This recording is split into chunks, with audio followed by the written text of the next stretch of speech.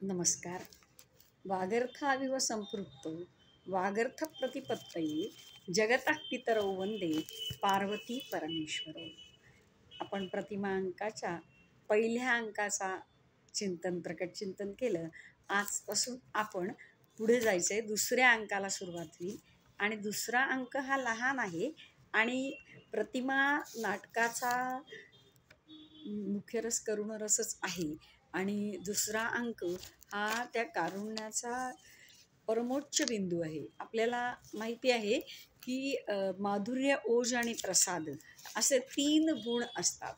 तर त्याच्यातला जो माधुर्य गुण आहे ना, त्याचा अर्थ आहे चित्तस्य धृती माधुर्य. तर आपल्याला वाटतं मधुर म्हणजे गोड, आनंद, असं नाही. जेव्हा हृदय द्रवतं आणि डोळ्यातनं टचकन पाणी येतं, कळतही नाही की आपण कधी आपले अश्रू टिपले, मग ते आनंदाश्रू असतील आणि ते दुःखाश्रू असतील. तर हृदय द्रवतं आणि ती भावना, असं म्हणतात की ओठाच्या उंबरठ्यात काही भावना अडल्या तर त्या डोळ्यांच्या डोहात भरून येतात. असं हृदय जे द्रवणं आहे ना, ते करुणरसाचं निदर्शन आहे. आणि कारुण्य, महत्वाचा मुद्दा असा की जीवनात कारुण्य कुणालाच नको असतं. एखादी वाईट घटना घडली आणि आपल्याला तिथे जावं लागलं तर आपल्याला दुःख होतं. त्या लोकांचं दुःख पाहून आपल्याला आनंद होत नाही. बरोबर आहे. जे कारुण्य जीवनात कुणालाच नको असतं. वाईच्याही इयं लोके सर्वेषां जनिमतां यत् इष्टप्राप्तिर्भूयात् अनिष्ट परिहारश्च. सुख सगळ्यांना हवंय. तृणपाणी गेला माणूस म्हणजे हातात गवत घेऊन तर गाय धावत येते. दंडपाणी म्हणजे हातात काठी घेऊन गेला तर गाय पळून जाते. सुख सगळ्यांना हवंय. या जगामध्ये वाईच्याही इयं लोके, या जगात सर्वेषां जनिमतां, सर्व लोकांना इष्टप्राप्तिर्मे भूयात, इष्टाची आवड आहे, इष्टाची प्राप्ती व्हावी वाटतं आणि अनिष्ट परिहार व्हावा असं वाटतं. तर मग करुण हा रसाचा विषय कसा होतो? कारण रस म्हणजे रस्यते इति रसः. रस्यते इति रसः अशी व्युत्पत्ती आहे. ज्याची गोडी चाखली जाते, जे आस्वाद घेण्यास योग्य आहे, त्याला रस म्हणतात. मग कारुण्य हे रस कसं होईल? तर लक्षात ठेवायचं की जीवनात कारुण्य ही अनवॉन्टेड गोष्ट आहे. तो रसाचा विषय नाही, तो दुःखाचा विषय आहे. तो नको कल्पनेत सुद्धा असं वाटतं. पण त्या कारुण्याची अनुभूती कवी आपल्या प्रतिभेच्या कुंचल्याने जेव्हा शब्दांकित करून मांडतो, तेव्हा ते वाङ्मयीन मूर्तीमध्ये प्रकटलेलं जे कारुण्य आहे ना, ते रसाचा विषय होतं. जीवनात कारुण्य हा आनंदाचा विषय नाही, गोडी चाखण्याचा विषय नाही. मग तो रस कधी बनतो? तर कवीच्या कुंचल्यातनं, त्याच्या प्रतिभेतनं, त्याच्या शब्दातनं ते चित्र, तो प्रसंग, त्याचं जिवंत चित्रण केलं जातं. ते पुन्हा पुन्हा आपण आनंदाने वाचतो, बघतो, ऐकतो. ट्रॅजेडीज आपण बघतो. ज्ञानेश्वरांच्या वगैरे विरहिणी आहेत ना आध्यात्मिक, त्या ऐकून आपल्याला आनंद होतो. का आपण काय विघ्न संतोषी होत का? नाही, पण आनंद होतो. पैसे देऊन शेक्सपियर कशाला मग बघायला जातो आपण?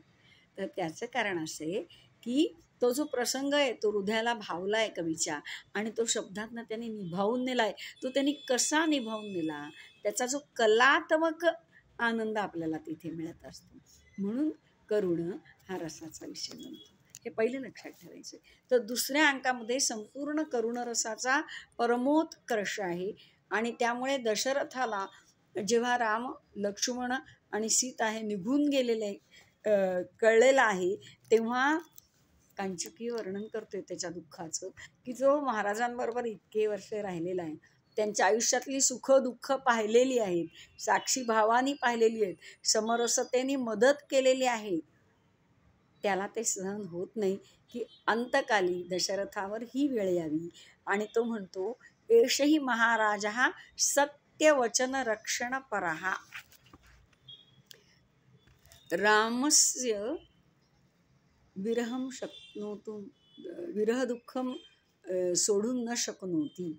या इथे कांचुकियाचं स्वतःचं असं वाक्य आहे की सत्यवचन रक्षण परहा रामम अरण्यम गच्छन्तुम उपावर्तयितुम अशक्तः. तो अडवू शकत नाही, कारण सत्यवचन ही कुलाचं ब्रीद आहे. पण मग त्यामुळे काय झालं की पुत्रविरहाच्या शोकाग्नीनी तो दग्ध हृदय असा झालेला आहे. शोक हा दुःख देतो, कढताश्रू असतात दुःखाश्रू, आणि आनंदाश्रू शीतल असतात. त्यामुळे दग्ध हृदय असा. आणि आता त्यामुळे शोकामुळे उन्मादाची अवस्था त्याला प्राप्त झाली आहे. म्हणून उन्मत्तः इव बहुप्रलपन, वेड्यासारखं बोलतोय, असंबद्ध बोलतोय, भ्रमिष्टपणाने बोलतोय. आणि म्हणून त्याला समुद्र गृहकामध्ये तो झोपलाय, पडलाय. आणि समुद्रगृहक म्हणजे समुद्रासारखं छोटंसं घर. म्हणजे काय तर शीतलता तिथे असते, तिथे कारंज वगैरे असतं. आणि दुःखी किंवा रोगी जीवाला बरं वाटावं, थोडंफार तरी त्या पीडेतून तो बाहेर येण्यासाठी अनुकूल वातावरण तिथे असतं. तिथे तो आलेला आहे. आणि आता त्याचं वर्णन असं केलेलं आहे, मेरुश्चलन इव युगक्षय सन्निकर्षी, शोषम व्रजन इव महोदधिः अप्रमेयः, सूर्यः पतन इव मंडल मात्र लक्ष्यः, शोकात भृशम शिथिल देह मतिर नरेंद्रः. स्वभावोक्ती अलंकार आहे. त्याच्या अवस्थाचं अतिशय सूक्ष्म वर्णन केलंय आणि त्याचबरोबर काही कल्पना केलेल्या आहेत.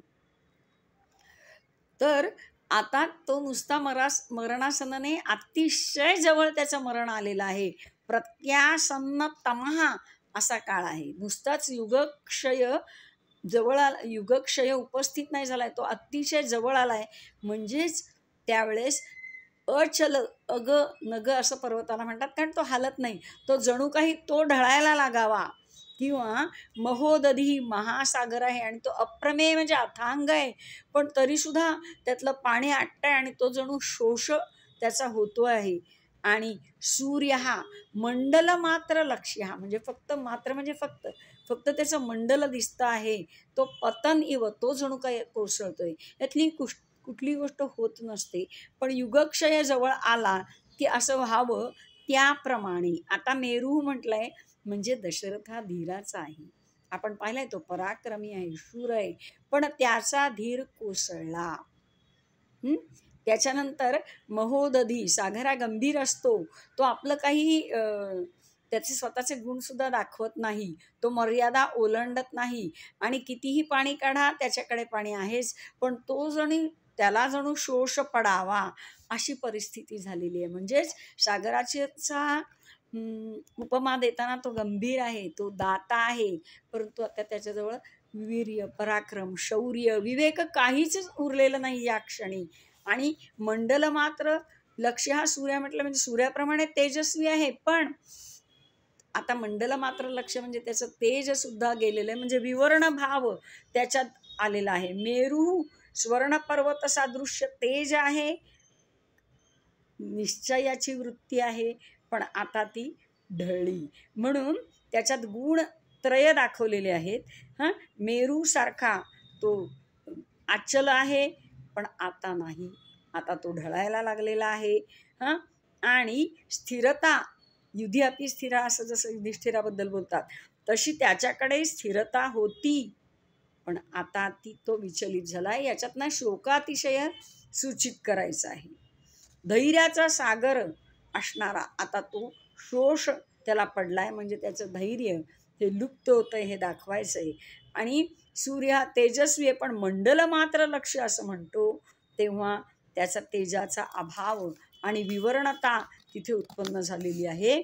त्यामुळे धैर्य गेलेलं आहे, तेज गेलेलं आहे, आणि प्रत्यक्ष भूमीवर लोळण घेतलेलं आहे. ही एखाद्या राजाला न शोभेल असं आता त्याला मरण येतंय हे दाखवलेलं आहे. आणि त्यामुळे खूप धावपळ चालू आहे. आणि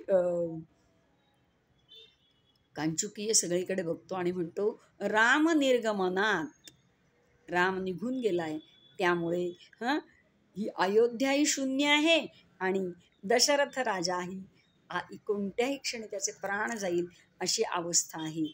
असं म्हणून हे दशरथाचं वर्णन केल्यावर त्याचा परिणाम प्रजेवर काय झालेला आहे त्याचं अतिशय सुरेख वर्णन केलेलं आहे. की नागेंद्राहा यवस अभिलाष विमुखाहा, हत्ती काही खायला तयार नाही आहेत. सासरे क्षणाहा वाजिनाहा, घोड्यांच्या डोळ्यातून अश्रू येत आहेत. हेषा शून्य मुखाहा, असे ते आहेत. आणि समृद्ध वनिता बालाश्च पौरा जनाः, सवृद्ध वनिता बालाः आणि पौराः जनाः म्हणजे नागरिक आहेत. त्यांनी गप्पा गोष्टी आहार हे सोडून दिलेलं आहे. दीनवाण्या मुखाने ते आक्रोश करताहेत. आणि इतकंच नाही तर केविलवाणे आशा असते ना ती माणसाला वेडं करून सोडते. त्यामुळे ज्या दिशेने राम गेलाय ना त्या दिशेकडे बायका मुलांसह हे नागरिक बघत बसलेले आहेत. अत्यंत उत्कृष्ट वर्णन केलेलं आहे, फार सहजतया केलेलं आहे. त्यामुळे सगळे विशेषणही अभिप्राय वापरणं म्हणून परिकार अलंकार होतो, तो आपल्याला आता परिचित झाला आहे. त्यामुळे त्याच्यावर मी काही बोलत नाही. आणि मग तिथे हा मिश्र विष्कंभक आहे आणि त्याने वर्णन केलं आहे की राजा पडतोय उठतोय परत पडतोय आणि विचित्र चित्र काहीतरी बोलतोय आणि ज्या दिशेने राम गेला त्या दिशेने तो बघतोय. हे विष्कंभक म्हणजे काय तर प्रत्येक गोष्टही स्टेजवर दाखवता येत नसते, पण काय घडून गेलंय आणि पुढे काय घडणार आहे ह्या प्रत्येक सविस्तर न दाखवता आल्यामुळे छोट्या एका पीसमध्ये ते बसवतात. तो विष्कंभक असतो. घडून गेलेलं आणि पुढे घडणार आहे असा कथांशाचा तो सूचक असतो. वृत्तवर्तिष्यमाणानां कथांशानां निदर्शकः संक्षिप्तार्थस्तु विष्कंभः मध्यपात्र प्रयोजितः. हा मिश्र असतो, हा शुद्ध असतो. दोन प्रकार आहेत याचे. तर हा विष्कंभकामध्ये आपल्याला दिसल्यानंतर प्रत्यक्ष आता सीन जो स्टेजवर दिसतोय तो असं आहे की राजा हा पूर्ण उन्मादावस्थेत गेलेला आहे आणि म्हणतोय हा वत्सराम जगताम नयनाभिराम, जगतांच्या डोळ्याला आनंद देणाऱ्या रामा, अरे लक्ष्मणा सलक्षण सर्व गात्र, अत्यंत सामुद्रिक शास्त्रानुसार उत्तम लक्षणं ज्याच्याजवळ जवळ आहेत शरीरावर अशा लक्ष्मणा आणि साध्वी मैथिली, पती स्थित चित्तवृत्ती, सगळे विशेषण मुद्दाम वापरलेत. पतीच्या ठिकाणीच जी चित्तवृत्ती अडकलेली आहे, अन्य गोष्टीचा मोह नाही, अशा सीते बाळांनो तुम्ही निघून गेलात, मुलांनो तुम्ही निघून गेलात. आणि त्याला अतिशय आश्चर्य असं वाटतं आहे की पत्नी पतीच्या मागे जाईल, हे निसर्गातही दाखवलेलं आहे. पतीला साध्वी पत्नी कधीही एकटं सोडत नाही. शशिनम पुनरेती शर्वरी असं म्हटलेलं आहे. आता जिथे चंद्र तिथे चंद्रिका, शंभू तिथे अंबिका, हे सुद्धा आपल्याला सगळं माहिती आहे. त्यामुळे ते एक वेळ ठीक आहे पचवू शकीन, पण लक्ष्मण सुद्धा गेला आणि वडील भावावर एवढं प्रेम की आपल्या पित्याचा सुद्धा विचार केला नाही. आणि म्हणून अतिशय हृदयाला हेलावणारा दशरथाचा हे वाक्य आहे, कारण की भरत त्याच्या आजोळी आहे, राम निघून गेला, लक्ष्मणही निघून गेला. म्हणून तो म्हणतो किती आश्चर्य आहे की भावावरच्या प्रेमाने पित्यावरचं प्रेम स्नेह हे विसरून गेला लक्ष्मण आणि निघून गेला. शोकाचा क्रमाक्रमाने अधिक तीव्रता, गंभीरता, गहिरेपणा वाढवत गेलेले आहेत. याला म्हणतात विभाव, अनुभाव, व्यभिचारी भाव. जे आपण म्हणतो ना की मूळ आलंबन विभाव काय की राम निघून गेला, लक्ष्मण निघून गेला, त्या दुःखामुळे सीता निघून गेली. आता उद्दीपन विभाव म्हणजे एक एक प्रसंग त्याला आठवतील त्यांच्याबद्दलचे आणि त्यासाठी विशेषण वापरलं जाईल, शोक उद्दीपित केला जाईल. आणि व्यभिचारी भाव म्हणजे मध्येच त्याला राम लक्ष्मण दिसत आहेत असं वाटतं, त्याचं वात्सल्य उफाळून येतं. हे सगळ्या या पद्धतीने इथे शोक रसाचा परिपोष अतिशय सुंदर पद्धतीने केलेला आहे. तो म्हणतो रामेण अपि परित्यक्तः लक्ष्मणेन च गर्हितः अयशोभाजनम लोके परित्यक्तः त्वया अपि अहम. इथे अपि शब्दात फार मोठा ध्वनी आहे, कारण वैदेही म्हणजे वैदेही इथे पुन्हा अभिप्राय विशेषण आहे. विदेह देशची राजकन्या आहे ती, आणि विदेही जनकाची पुत्री. मी म्हटलं ना बापसे बेटी सवाई निघाली, सगळं सोडून पतीमागे गेली, कशात अडकली नाही, निर्मोही निस्संग इतक्या लहान वयात ती झाली की ती सुखाला लाथाडून अरण्यात गेलेली आहे. त्यामुळे तो तिला म्हणतो की आता इथे जे शोक आहेत त्याच्या वेगवेगळ्या ज्या छटा आहेत ना, तिथे अतिशय मोठा सल आहे की रामाने मला सोडूनच दिलं, वचन परिपूर्ती अशी निघाला, हे असलं वचन नसतं पाळलं तरी चाललं असतं ग, असा क्षणभर पुढे त्याच्या मनात विचार येणार आहेत. याला म्हणतात व्यभिचारी भावच्छटा. लक्ष्मणाने तर निंदाच केलेली आहे माझी, हे पण एक दुःख आहे त्याला. आणि अयशो भाजनम, आणि प्रजेच्या अपकीर्तीचा, निंदेचा मी पात्र बनलो ग. असा मी बनल्यावर तू सुद्धा मला सोडून गेलीस. कारण आत्तापर्यंत ही जी सीता आहे ही एक आदर्श सून म्हणून जगली असेल, तर आता तिने सुनेचा रोल सोडून त्यासाठी देवतांकडे प्रार्थना केली आणि पती म्हणून निघून गेली. आता ती आदर्श पत्नीचा रोल पुढे चालवायला तिने सुनेचा रोल सोडून दिलेला आहे, ती भूमिका बाजूला टाकलेली आहे. लक्ष्मणाने आपल्या पित्याचा विचार न करता फक्त वडील भावाचाच केलाय. हे कुठेतरी एक सल आहे, हा एक छोटा व्यभिचारी भाव आहे. आणि हे व्यभिचारी भाव असतात ना, हे नेहमी लक्षात ठेवायचे की तुम्हाला वाटेल दुःखात कुठे आले सल वगैरे, हा इगो नाही आहे, हा सल आहे. आणि ते काय करतात व्यभिचारी भाव, हे जो मूळ रस आहे ना त्याला परिपुष्ट करत असतात. त्यामुळे हा सल त्याला आणखीन दुःख द्यायला लागतो. आणि तो पुत्र म्हणतो की इथे जे आपल्याला दुःख आणि उन्मादाच्या अवस्थेत जे शब्द वगैरे उच्चारलेत ना, हे वाचून सोडणे इतके साधे नाही आहेत, याच्या आत खूप गोष्टी दडलेल्या आहेत. तो पुन्हा पुन्हा त्यांना प्रतिवचन मागतो आहे. आणि कौसल्या माता क्वासी, दशरथनंदना म्हणत नाही, कारण त्याला लाज वाटते आहे की आपल्या एका या वचनामुळे, आणि कैकईसारख्या दुष्ट जी खरी माता असून मातेसारखी वागत नाहीये, त्यामुळे कौसल्या माता असं म्हटलेलं आहे. तिच्या पोटी जन्माला आलेल्या रामा सत्यसंध, सत्यासंधा यशसहा, प्रतिज्ञा सत्य करण्यासाठी. म्हणजे तो जेव्हा गेला तेव्हा त्याला ऐश्वर्यापेक्षा आणि पित्याचं दुःख दूर करून प्रतिज्ञा पालन निसंगपणे केलं पाहिजे म्हणून तो निघून गेला आहे. म्हणून सत्यसंध, जित क्रोध, क्रोध जिंकलास रे. खरं ही वेळ होती की तुला संताप यायला हवा होता. तुझ्यावर अन्याय झालेला आहे, तुझ्यावर मातेने अन्याय केला आणि हतबल पित्यानेही केलेला आहे, पण तू क्रोधावर विजय मिळवलास. खूप सूक्ष्मता आहे यात. तू क्रोध गिळलाय वगैरे असं ते म्हणत नाहीत, कारण रामाला राग आलाय असं दाखवलेलंच नाहीये. पण राग येण्याची वेळ असणं सुद्धा रागावर विजय मिळवलेला आहे. आणि तो राग नंतर योग्य वेळी प्रकट करणारे रावणवधासाठी. रागाचा नाश नाही केलेला, तो राग राखून ठेवलाय जेव्हा पाहिजे तेव्हा शत्रूवर विजय मिळवण्यासाठी. तेव्हा रावणाने जेव्हा सीतेला पळवलं तेव्हा क्रोध आलेला आहे आणि त्याचा परिणाम प्रायः स्वमहिमानम क्षोभात प्रतिपद्यते लोक असं म्हटलंय. तेव्हा त्या क्रोधाचा उपयोग करून घेतलाय, म्हणून या क्षणी क्रोध जिंकला असं म्हटलेलं आहे. क्रोध जिंकला म्हणजे रामाने क्रोध जिंकला. विमत्सर, भरताला राज्य द्यायचंय तरी तुला तुझ्यावर पूर्ण अन्याय झाला आहे, धर्मशास्त्राच्या दृष्टीने, राज्याच्या दृष्टीने, कुलपरंपरेच्या दृष्टीने, तरीही तुला काहीच भरताचा मत्सर वाटत नाही. इतक्या लहान वयात इतका कसा हा जितेंद्रिय झाला. आणि म्हणूनच तो जगतप्रिय आहे. आधीही राम लोकांना आवडत होता, युवराज म्हणून स्वीकारलेला होता आनंदाने, आणि आता तो जगतालाच प्रिय ठरणार. आणि गुरु शुश्रूषणे युक्त, आणि वडिलांची शुश्रूषा म्हणजे श्रोतुम इच्छा. वडिलांचा शब्द तत्क्षणी झेलला. परशुरामानी जेव्हा जमदग्नी ऋषींनी सांगितलं की मातेचा वध कर, पहिल्या पुत्रांनी ऐकलं नाही. यांनी कोणताही विचार न करता शत्रूचं मस्तक उडवावं तसं मातेचं मस्तक उडवलं. तो अविवेकी नव्हता, पित्याच्या आज्ञेपुढे एक अक्षरही विचार केला नाही. गुरु शुश्रूषा, आणि नंतर पित्याला निवर दिल्यावर त्यांना पुन्हा जिवंत करा आणि ह्या प्रसंगाचं स्मरण होऊ नये अशी अत्यंत सूज्ञपणे मागणी केली. पण त्या क्षणी तो बिथरला नाही.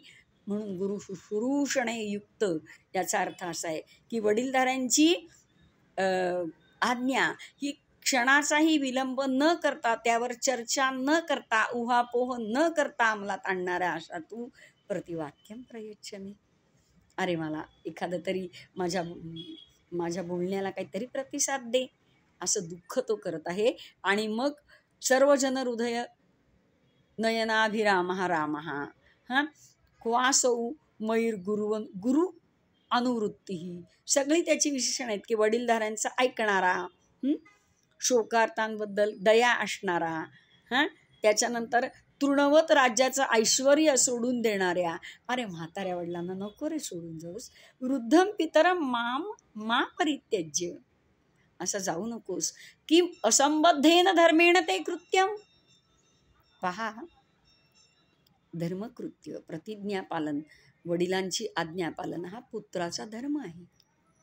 सत्यवचन, आपल्या वडिलांनी दिलेलं वचन असत्य होऊन आपल्या वडिलांची अपकीर्ती झाली नाहीच पाहिजे असं रामाला वाटतंय. असा पुत्रधर्म तो पालन करतोय, आनंदाने पालन करतोय. पण दशरथ आता शोकमग्न झालाय ना, तर त्यामध्ये त्याला असं वाटलं, हे असलं कैकेयीचं मागणं धर्माला धरून नाही, कशाला सत्य सत्य करून ते पाळत बसलास, अशी एक त्यांच्या कुलाला, दशरथाच्या वर्तनाला न शोभणारी अशी सुद्धा अपेक्षा केली. म्हटलं ना, व्यभिचारी भाव कसे गहिरा करतात. मूळ जो आहे शोक हा स्थायी भाव आहे, करुणा हा रस आहे, तो स्थायी भाव नको होतं ऐकायला. कसला धर्मधर्म करत बसलाय, हे वाक्य दशरथाच्या तोंडी शोभत नाही. मग हे वाक्य कवीने का घातलं? कवीला काही सुधरत नव्हतं का? तर हे एक आर्त, विकल, हातबल, अगतिक असा पिता बोलतोय, दशरथातला पिता बोलतो. हे अधर्माच्या सूचना कशाला परिपालन करतोस तू? आलं लक्षात? आपल्याला वाटेल दशरथाच्या तोंडी भाषाने हे वाक्य टाकलंच कसं? तो म्हणतो, अरे म्हाताऱ्या बापाला सोडून कसलं धर्मकृत्य करतोस, असं खरं तर दशरथ म्हणणार नाही, रघुकुलातलं कोणीही म्हणणार नाही. तरीही तो म्हणतो. तेव्हा त्याच्यातला राजा धर्मचिंतक हा बाजूला राहून त्याच्यातला व्याकुळ पिता याचा हा आक्रोश आहे, त्याचं ते आक्रंदन आहे, त्याची ती आर्तता आहे ना, त्याचा आर्ततेचा हा हुंकार त्याच्या आत्म्यातनं आलेला आहे. शोक झाल्यानंतर विवेक थोडा बाजूला राहू शकतो, स्वाभाविक आहे. त्या पद्धतीने हे रंगवलंय. आणि राम कधीच परत येणार नाही, राम अधर्माने वागणार नाही, राम असत्य माझं वचन करणार नाही, हे माहिती असल्यामुळे तो म्हणतो, सूर्यासारखा तेजस्वी, निष्कलंक आणि चारित्र्याने अत्यंत प्रभावी असणारा, तेजस्वी असणारा माझा राम गेला. आणि सूर्य मावळल्यावर दिवस जातो, तसा लक्ष्मण पण निघून गेला. सूर्य आणि दिवसचं हे इतकं घट्ट नातं आहे की सूर्य मावळला म्हणजेच दिवस संपला. त्याप्रमाणे लक्ष्मण निघून गेला. आता बघा लिंगाचं औचित्य बघा, राम लक्ष्मण पुल्लिंग आहेत म्हणून सूर्य आणि दिवस ज्यांचं अत्यंत साहचर्य आहेच. आता सीतेबद्दल काय करायचं, तर कवी किती सुंदर वापरतो बघा, की दिवस मावळला की ती सावली पण जाते त्याच्याबरोबर. म्हणून सूर्य दिवस अवसाने छाया इव न दृश्यते सीता.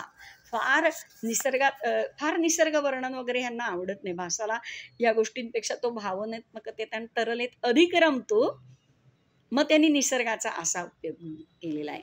आपल्या जीवनाचं प्रतिबिंब नाट्य आहे आणि ते फार सोपेपणाने लोकांपर्यंत तरलता ती पोचवायची असेल तर दैनंदिन जीवनातले दाखले, कॉस्मिक ट्रूथ, वैश्विक सत्य, सूर्य मावळला की दिवस मावळणार हे उघड आहे, यामध्ये कधीच बदल होणार नाहीये. तसं राम तिथे लक्ष्मण असणार आणि सावली निघून जातेच त्यांच्याबरोबर, तशी सीता गेली. हे इतकं सुरेख त्यांनी हा दाखला दिलेला आहे आपल्याला.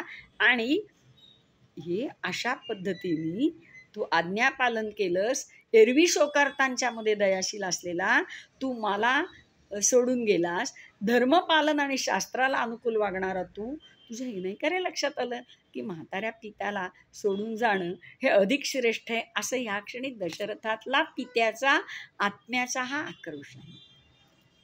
अन्यथा तू असत्य बोल आणि तिथेच राहा असं दशरथ कधीच सांगणार नाही.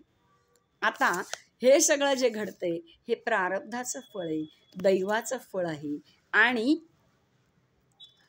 आता ही जी व्यवस्था आहे ती भोहो कृतांत हातक, खरं कृतांत म्हणजे यम, हातक ही त्याला घातलेली एक शिवी आहे.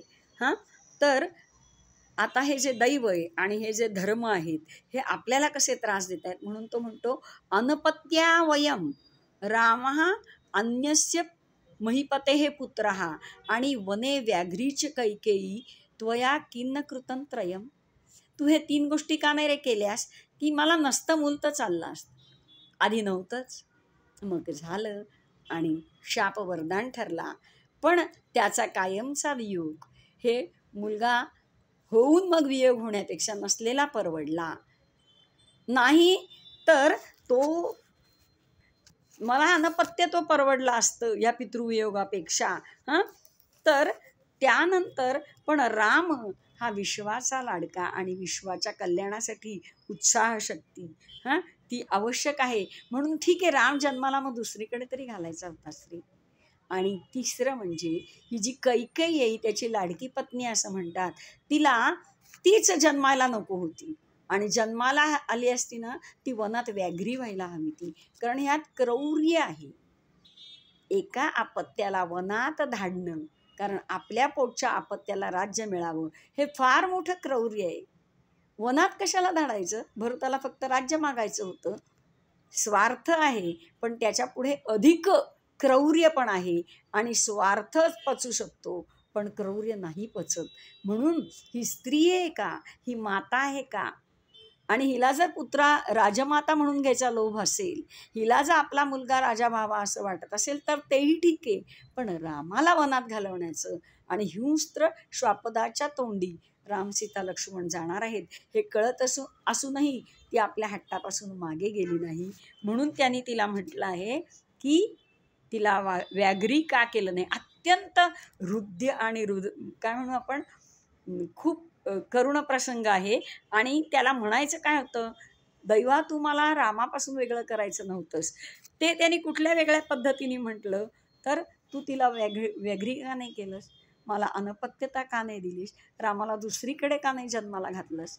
खरं तर त्याला अपत्य हवं होतं, त्याला राम आपल्या पोटी आला ह्याचा आनंद होता आणि कैकेयी प्रिय होती. पण विपरीत परिस्थितीतून जे काय अघटित घडलं आणि ते जे काय खरं म्हणजे अधर्माला धरून आहे, परंतु शब्द दिल्यामुळे तो पाळावा लागत असल्यामुळे अगतिक दशरथाच्या मनात ज्या ज्या काय भावतरंग येत आहेत, तरल भावछटा येत आहेत, त्या कवीने अत्यंत स्वाभाविकपणे अकृत्रिमपणे टिपलेले आहेत.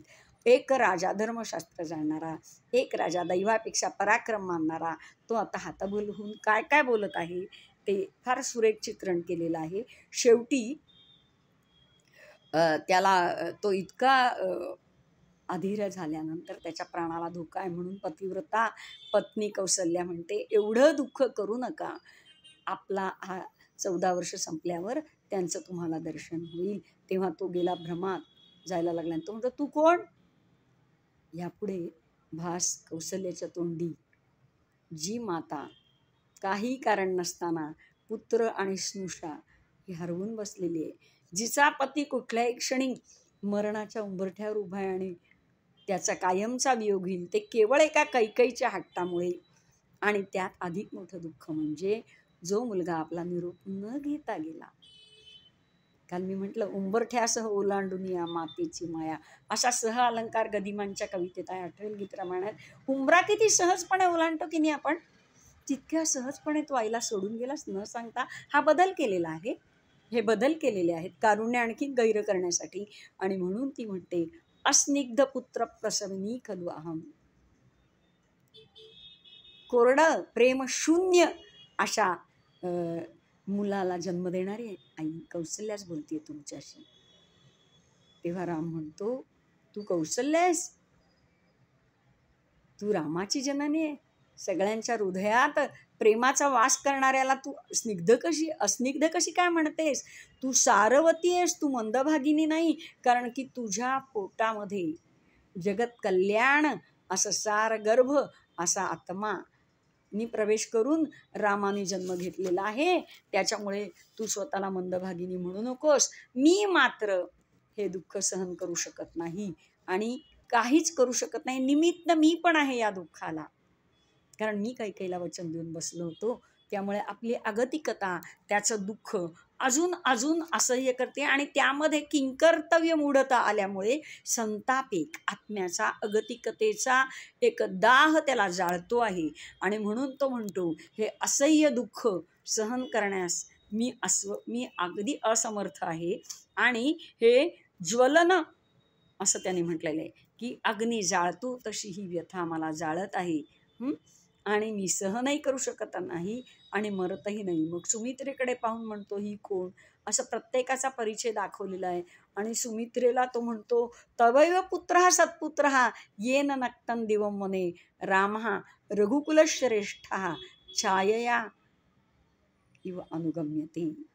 सावलीसारखा राम पाठीशी जातोय, मी मात्र जाऊ शकत नाही, मी पुत्राला हरवून बसलो. असा सगळा चर्चा झाली. तेवढ्यात कंचुक येऊन सांगतो की सुमंत्र आला वनात सोडून रामाला. त्याबरोबर त्याच्या मनात इतका आनंद होतो, आशा नाम मनुष्याणाम काचिद आश्चर्य शृंखला बद्धायया प्रधावंती मुक्तास्तिष्ठन्ति पंगुवत. आज मरेल आत्ता मरेल असा तो एकदम आनंदी होतो आणि उठून उभा राहतो. आणि कंचुकीयाचं वाक्य, एष खलु तत्र भवान सुमंत्रः प्राप्तः, एवढंच वाक्य. आशा असते की तो म्हणाला ना की अरे विकल्पित्यासाठी कसलं धर्मपालन, विकल्पिता महत्वाचा आहे, असं त्याला एक आशा होती ना. म्हणून त्याला वाटलं राम आला. आणि म्हणून आनंदाने सगळ्या गात्रात चैतन्य येऊन इतके आशेने तो विचारतो. अपि रामेण, याच्यामध्ये सह हा शब्द आहे. सह हा शब्द आहे. रामेण सह सुमंत्र हा तो शब्द सुद्धा कवीने घातलेला नाहीये. ह्याच्यात ना खूप काही मौनात ना किंवा काही गॅप्स असतात ना, त्यात खूप मौनातले गाभारे असतात. अख्खं वाक्य नाही म्हटला. राम पण त्याच्याबरोबर आलाय ना, येईलच, त्याला माझी दया येईल वगैरे, हे त्याचे भाव आहेत.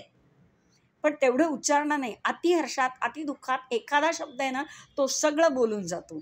म्हणून पुढे सह लिहिलं नाहीये. आपले संस्कृतवाल्यांना कळतं, तृतीय वापरली म्हणजे रामाबरोबर आलाय ना, सुमंत्र रामाला घेऊन आलाय ना, रामेण सह आलाय ना. पण सह हे शब्द सुद्धा भासाने घातलेला नाहीये. कारण का? रामेण म्हणजे रामाबरोबर तो बरोबर आपल्याला बोलावं लागतंय. संस्कृताचा हा फायदा आहे. एकच शब्द त्यांनी चैतन्य गोळा करून आशेने तो उच्चारला. आणि कंचुकीयाची अवस्था फार वाईट झाली. तो म्हणाला, न खलू रथेन. पहा, जिवंत व्यक्ती समोर हवी असताना साधन दिसलं तर काय उपयोग आहे का? रथातनंच येणार ना. म्हणजे रिकाम्या रथानी, राम शून्य रथानी, ज्यात राम नाही अशा रथानी, असा रथ घेऊन सुमंत्र आलाय, राम घेऊन नाही आला. म्हणून अपि रामेण मध्ये हे फार हृद्य वाक्य आहे. याच्यामध्ये सहशब्द सुद्धा उच्चारला नाही, पूर्ण वाक्याचा आशय नाही. जेवढंच त्याला बोलायचंय त्याचा अर्थ कंचुकीयाला कळला. आणि त्याच लँग्वेजमध्ये भासानी कंचुकीयाला उत्तर द्यायला लावलं. नाही नाही, न खलू रथेनं असं म्हणलं असताना, नाही राम आलेला नाही, तो नाही म्हणालेला आहे, त्यामुळे फक्त रथ घेऊन सुमंत्र आलाय. म्हणजेच काय? राम नाहीये हो रथात. एवढी वाक्य आपण लिहितो, महाकवी नाही लिहित, म्हणून ते महाकवी होतात. ह्याच्यामध्ये माधुर्य कसं आहे तर आपण पाहिलं की करुण रसात सर्वात जास्त माधुर्य असतं. ज्या चैतन्याने आणि आशेने उठला लोळत पडलेला कसाबसा झालेला जीव गोळा करून आणि अपि रामेण असं जेव्हा तो विचारतोय, तेव्हा किती आनंद. आपल्यालाही माहिती आहे राम येणार नाही, तरी क्षणभर आपल्याही मनात एक आनंदाची लकेर उठते. कंचुकीयाला किती वेदना झाली असते. वेदना माणसाला मूक बनवते. आणि म्हणून त्याच भाषेत तो म्हणला, न खलू रथेन. हे जे संवाद कौशल्य आहे ना, हे भाषा इतकं कोणालाच साधत नाही. अत्यंत सुरेख, अतिशय आश्चर्यघन, मितव्ययी आणि हृद्य आणि ट्रान्सपरंट, ज्याला द्राक्षापाक शैली म्हणतात ना, ती भाषा इतकी कोणाचीच नाही. आणि तरीही परिणामकारक आहे. त्याच भाषेत कमीत कमी शब्दात जेव्हा एखाद्याला अप्रिय उत्तर द्यायचं असतं, तेव्हा शब्द फुटतही नाहीत आणि शब्द जपूनही वापरावे लागतात.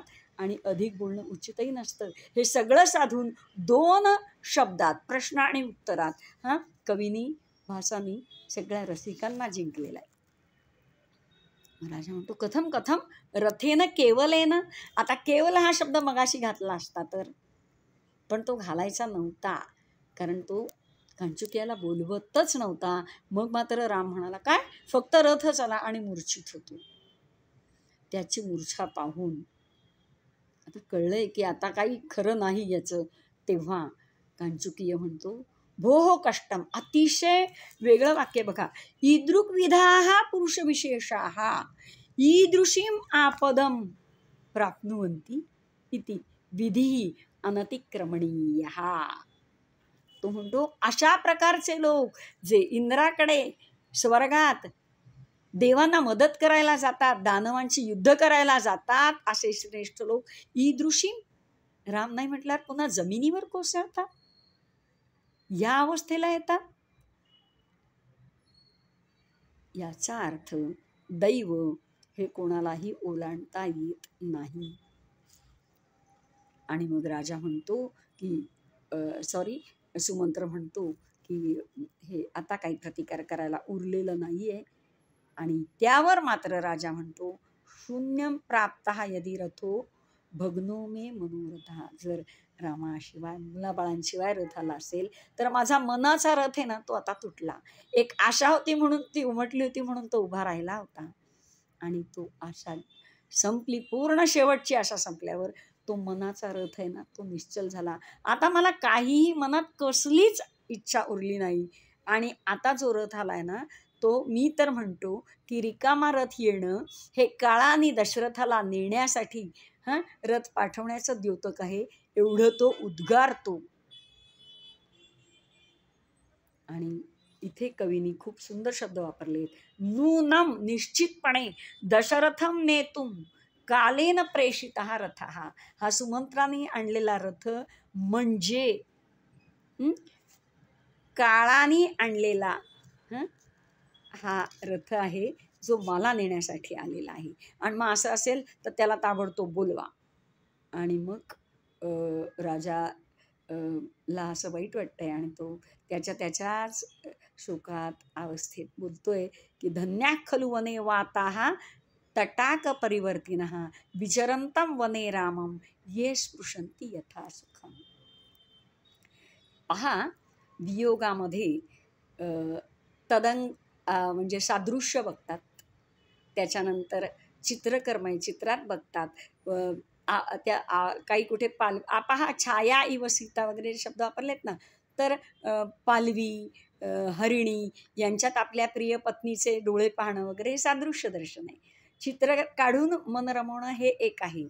आणि आपण हे शृंगाररसाच्या विरहात पाहतो, पण इथे सुद्धा बघा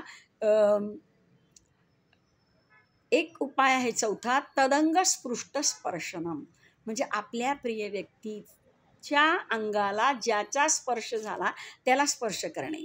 आणि म्हणून तो म्हणतो आहे हे मात्र जरी म्हणत असला तरी ते उन्माद नाहीये, हे तो जाणीवेनी म्हणतोय. हे त्याच्यातलं वात्सल्य, त्याच्यातला पिता म्हणतो की ते वनातले तटाकाजवळ फिरणारे जे आहेत ना वारे, ते धन्य आहेत.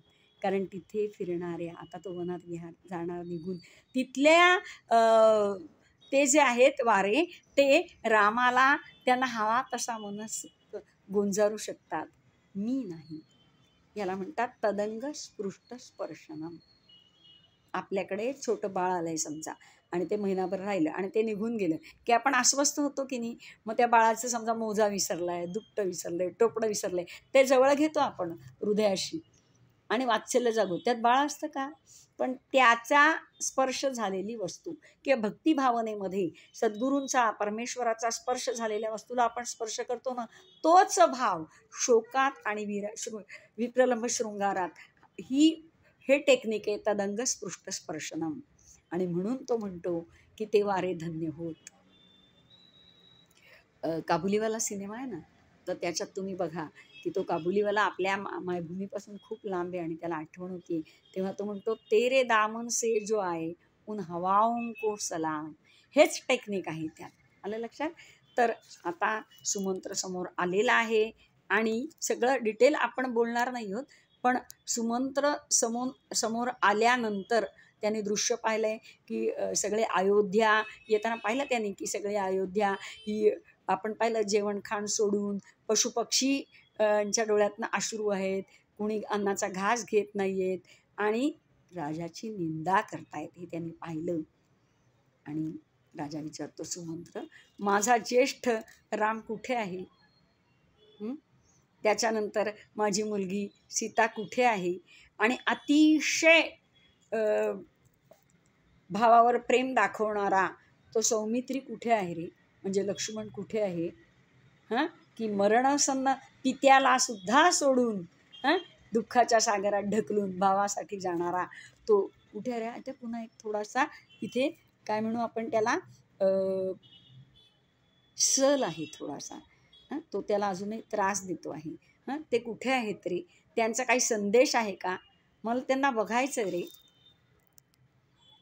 आणि मग तो म्हणतो, कशाला, ते तपस्वी झाले, त्यांना असं विचारायचं नाही. त्यांना काय विचारायचं, अपितपः वर्धते. हा एक प्रकारचा भावनिक थोडा विस्तार झालेला आहे, पण त्याच्यामध्ये अनौचित्य नाही आहे.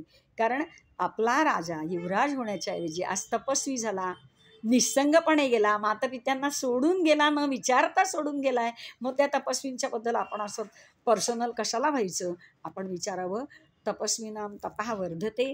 हे जे वाक्य आहेत ना, हे जे त्याचे बोल आहेत ना, हे अजून दुःख गहिरं करतात. त्याच्या मनात हे वेगवेगळे विचार येत आहेत ना, हे छोटे छोटे व्यभिचारी भावछटा किती प्रभावी आणि परिणामकारक असतात हे आपल्याला इथं दिसतंय. पण मग तरी त्याला राहवत नाही. आणि त्याच्यातला पिता म्हणतो की अपि अरण्यानी स्वाधीनानी विचरंती वैदेही न परिखिद्यते.